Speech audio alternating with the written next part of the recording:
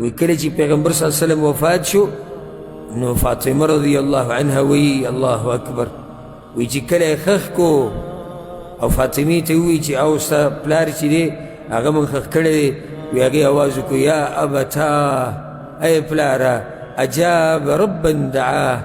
کم رب چې وله دعوت ورکړی و هغه قبول کو یا ابتا جنة الفردوس مأواه ای پلاره وی د جنة الفردوس ځای شو یا ابتاه الى جبریل ننعاه ای پلاره وی جبریل له خبر ورکوي د هغه ملګري له خبر ورکوي چې هغه ملګری نور دنیا کې نشتی ځکه چې جبریل علیه السلام به په پیغمبر صلی الله علیه وسلم پسې د دنیا ته هم دغه وحي دپاره راتو نو هغه له دا خبر ورکوي هغه ته لاسنیوه وکوي هغه ته تعزیت وکوي چې هغه ملګری نور په دنیا کې نشتی انس ابن مالک وی فلما دفن صلی الله علیه وسلم کله چې پیغمبر صلی الله علیه وسلم خخ کړی شو او وی موږ واپس رالو وی فاطمې زه ولیدم وی ما ته وی چې یا انس اطابت انفسکم ان تحثوا على رسول الله صلی الله علیه وسلم التراب ستاسو نفسونو تاسو له څنګه اجازت درکو چې په پیغمبر صلی الله علیه وسلم خاوره واړوله او دا یقیني خبره ده ډېره ګرانه چې یو انسان صرف په خپل باندې خاوره اړوي نو بیا هم څه خیال دی چې یو انسان لیږي په پیغمبر صلی الله علیه وسلم باندې خاوره اړوي دا یو ګرانه مرحله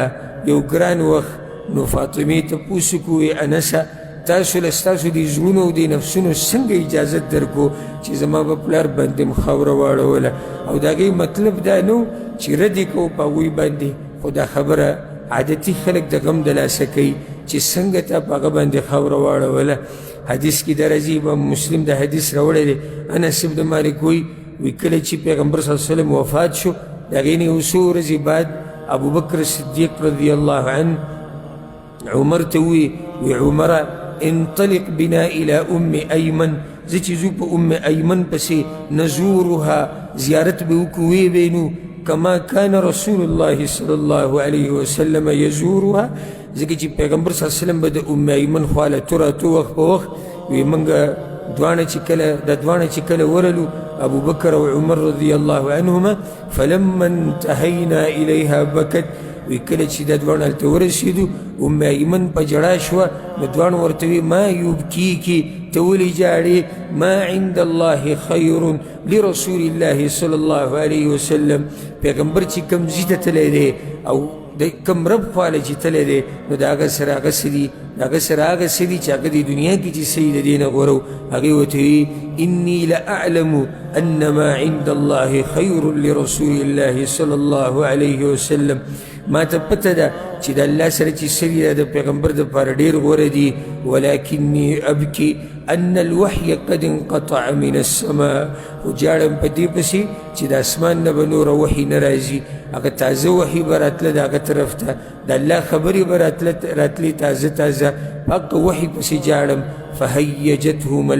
على البكاء فجعلا يبكيان معها نو هغه دواړه په ژړا شو د ام ایمن سره نو ام ایمن هم ژړل ابوبکر صدیق عمر فاروق ورسره هم ژړل رضی الله عنهم اجمعین حسان بن ثابت رضی الله عنه د پیغمبر صلی الله علیه وسلم شاعر هغه شاعري کړې ده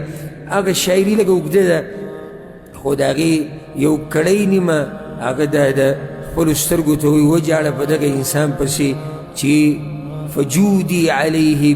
بدموعي واعولي لفقد الذي لا مثله الدهر يوجد وجعل باغ انسان پسې سترګو چې زمانه کې به داسې سړی نشي پیدا کېدی وما فقد الماضون مثل محمد ولا مثله حتى القيامة يفقد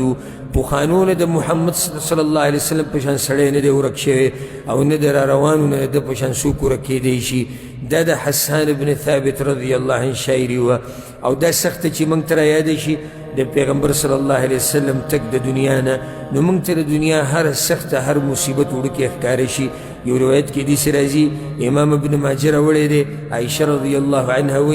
وی پیغمبر صلی الله علیه وسلم په په دې اخري ورځ چې کله هغه پرده اوچته کړه موږ هغه تفصیل ذکر کړی د سحر منځه ټیم وی پیغمبر صلی الله علیه وسلم پرده اوچته کړه فاذا الناس يصلون وراء ابي بکر نو خلک په ابوبکر پسې شاته ولاړو لمونځ یې کو فحمد الله على ما رأى من حسن حالهم نو د الله شکر یې ادا کو چې دوی په ښه حالات کې دي دوی په ښه دیندارۍ کې دي ورجا ان يخلفه الله فيهم بالذي رآهم فقال رسول الله صلى الله عليه وسلم پیغمبر صلی الله علیه وسلم هلته دا خبره وکړه ايما احد من الناس أصيب بمصيبة فليتعز بمصيبته بي عن المصيبة التي تصيبه بغيري فإن أحدا من أمتي لن يصاب بمصيبة بعدي أشد عليه من مصيبتي پیغمبر صلی الله علیه وسلم وی که هر چاته زما په دې امت کې څه مصیبت ورسي نو د خپل مصیبت تی را کم کي په دې باندې چې زما هغه مصیبت تی ځان ته رایاد کي او زما په امت کې چاته د دغه مصیبت نه زیات لوی مصیبت نه دی رسېدلی کوم مصیبت چې به زما په باره کې د امت ته رسي په دې خبره کې شک نشتی او یقین نشتی په دې خبره کې شک نشتی او په دې خبره کې شبهه نشتی دا خبره یقیني د زړه د کومې نه کوو چې د پیغمبر صلی الله علیه وسلم دا مصیبت چې موږ ته رایاد شي او د هغه دا تګ چې د دنیا نه موږ ته رایاد شي نو زموږ دا مصیبتونه زموږ دا غمونه زموږ د خپلو خپلوانو دا تګ د دنیا نه دا ټول موږ ته معمولي خبره ښکاره شي نو الله سبحانه وتعالی دې موږ له صبر راکړي او الله سبحانه وتعالی دې زموږ ملاقات د دغه پیغمبر صلی الله علیه وسلم سره په جنت الفردوس کې وکړي په دې سره زموږ دا مبارکه سلسله د سیرت ته دا اختتام ته ورسېده تقریبا 4 کاله یا څه د پاسه 4 کاله پوره شو د دې سلسلې د دې مبارکې سلسلې چې موږ پکې د پیغمبر صلی الله علیه وسلم سره ښایسته لمحات تیر کړو